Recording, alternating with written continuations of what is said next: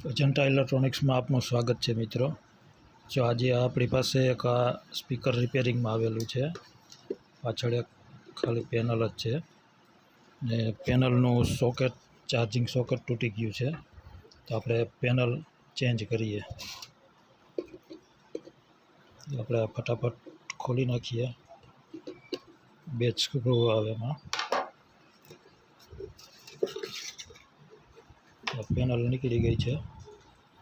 એક આમાં સોકેટ છે બેટરીનું અને બીજું સોકેટ છે સ્પીકરનું, તો આપણે બે સોકેટ કાઢી લઈએ અને બીજી પેનલ આપણે એડ કરી લઈએ।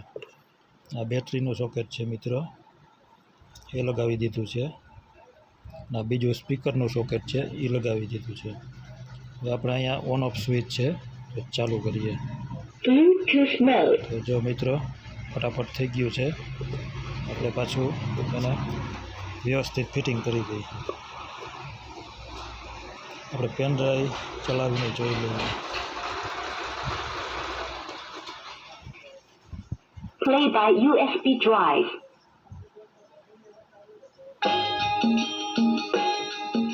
જો મિત્રો આ કમ્પ્લીટ થઈ ગયું છે। હવે આ ઇઝી પ્રોસેસ છે અને હવે આના બે સ્ક્રૂ લગાવી દઈ એટલે મિત્રો બધું કમ્પ્લીટ થઈ ગયેલું છે। ઓકે।